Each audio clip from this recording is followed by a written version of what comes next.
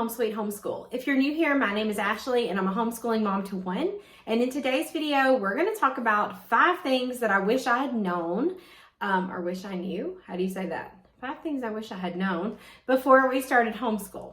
Now, this video is a part of a collaboration hosted by Shauna over at Homegrown Homeschool and Davine over at Calm in the Chaos Homeschool. So make sure you check out their channels as well as the playlist that will be linked in the description box. So I have my notes right here so I don't forget anything, and let's get started about things I wish I would have known before we started. Now, if you don't know, I went to public school my entire life, and then I went straight to college and went into public school and taught public school for 13 years. And then my son went to public school up until 2nd grade and then had 1 year at a Christian school. So one of the things that I wish I would have known is how hard it is to shake that public school mentality. I'm going to be honest with you. Our first year homeschooling really was just school at home. I took what I knew. I thought I was a pretty good teacher. I took what I knew and I just brought that home. I'd never taught 4th grade, and that's where my son was. And so I just bought what I thought we needed, and we honestly replicated school at home. Now, I know for some people that works out fine, but for us, it didn't. But you live and you learn, right? And so I wish I just would have known that it takes some time to get past that. When that is all you've known and you live by standards and you live by expectations of what kids should be doing each year and what this certain grade looks like, it is really hard to shake that, to shake what a school day should look like and how much time you should spend on it. Everything is just, it's overwhelming. And so it has taken me a very long time, and even my son, a long time to let go of public school mentality. So just know that if you're new to homeschool, or if this is like your 2nd or 3rd year and you still have those lingering doubts of like, oh, but they're in 2nd grade and I know in 2nd grade I was doing this, let that go. You will still have those thoughts, and we're going into our 6th year, and there are times when that will creep up inside of me and I think, oh my goodness, my son's going to high school. This is what I was doing when I was in the 9th grade. And you just have to push them aside. You have to know that what you're doing right now is exactly what you need to be doing for your child, and let go of that public school mentality. But it is hard. Don't let anybody tell you that it's easy. It is hard to let that go. It's hard to change your ways of thinking and to let that go. The second thing that I wish I would have known is that homeschooling is not going to solve all the problems of the world. Now, I will say we didn't have a lot of family time when my husband and I were both working and my son was in school all day. And so, yeah, that problem was solved. We spend a lot more time together. But where my son was struggling in school with his ADHD, that wasn't magically fixed just because we came home. Those problems were alive and well when we started homeschooling. The one thing I can say, though, is even though it doesn't solve all your problems, it does give you the space and the time to figure them out and to find ways to help your child. Because when they're in a classroom and they're having those, whatever their problem may be, whether it be ADHD or anything else, you've got a room full of other children to tend to. And so sometimes they're overlooked. But when you're at home, you can work on those things. So don't think that all your problems are going to be magically solved because you've chosen to homeschool. There are a slew of other things that come up, like living on one income, or how do I help my child who does have ADHD and was struggling in the classroom. Those are things to definitely think about. But the great thing about homeschool is even though it doesn't solve all the problems, it does allow you that space and time to work on them. That's my second one. All right, let's see. The next thing. Okay, this one.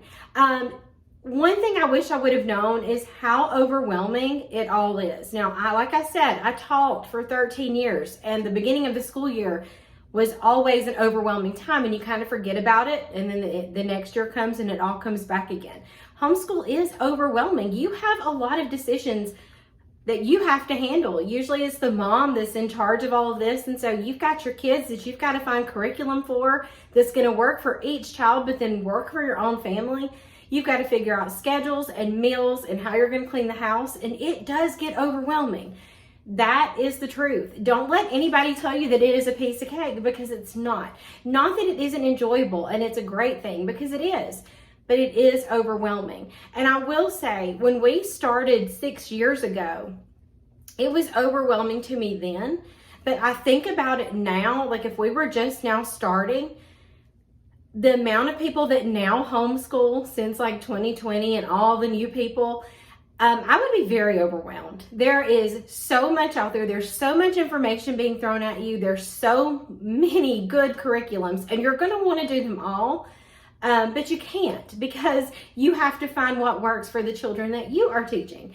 But it is very overwhelming. And so the best thing I can recommend is just to know your children and know what they need, by talking to them and looking at how they learn and, studying that budget that you have and knowing that you cannot do everything, that it isn't possible to do everything, because it is overwhelming. If you turn on Instagram and you see these perfect homeschool rooms and these kids perfectly reading and everything is wooden and white, and it's very overwhelming, because I know the traditional homeschool doesn't look like that. Ours certainly does not look like that. And it can be overwhelming. And so you really just have to take a breath and you have to say, this is overwhelming, but how can I make this work for us? And so I wish I would have known how overwhelming it was going to be. It's great. And it's great that there's a lot of choices. There are a lot of ideas out there, but it can be too much sometimes. All right. The next thing, and this kind of goes with it being overwhelming, but I wish I would have known that I was going to need some support. And I didn't really think about that, because when I taught, and it should have been known to me, when I taught school, I had my teammates that I taught kindergarten with, and we took care of each other. We helped each other plan. We covered each other's rooms. We were there for the good times and the bad times. And they were such a big support to me. And when you go off on your own and you start to homeschool, you almost feel alone, especially if you live in a small town like me and you don't know anybody that homeschools, or there just isn't a big community. And you really need that support. Now, I'm not saying that my husband isn't supportive. He's wonderful. So is my mom and my sister. And they support us completely. But you need other homeschool moms. You need support. And so I found a lot of support on YouTube. I made some great YouTube mom friends that you can ask about curriculum. You can see how things work in their house.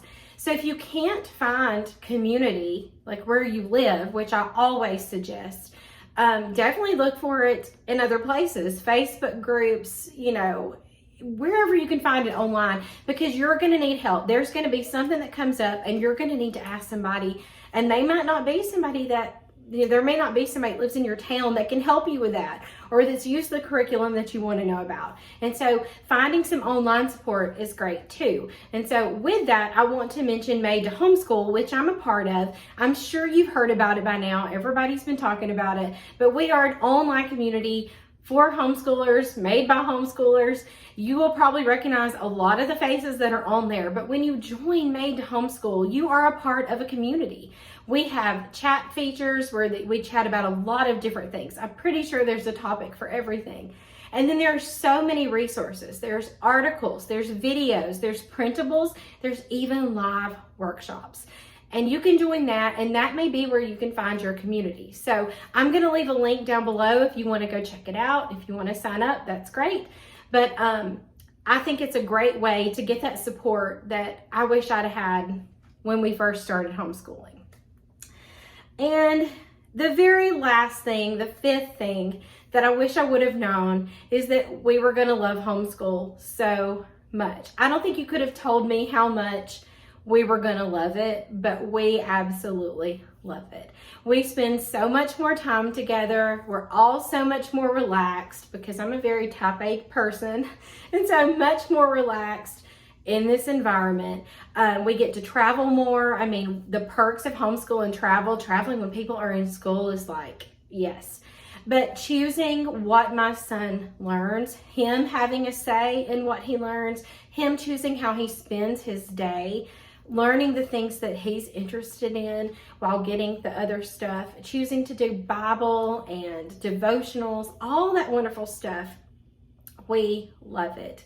And I think you just don't realize that until you're into it a little bit, how great it really is. So those are the 5 things that I wish I would have known before we started homeschooling. If you have any comments or questions about anything I talked about, you can leave it down below. Also, leave something that you wish you would have known, because I'm sure that there's somebody else out there that's going to feel the same way. And make sure you check out the link to the playlist and check out all the other moms that are sharing. And as always, thank you so much for watching.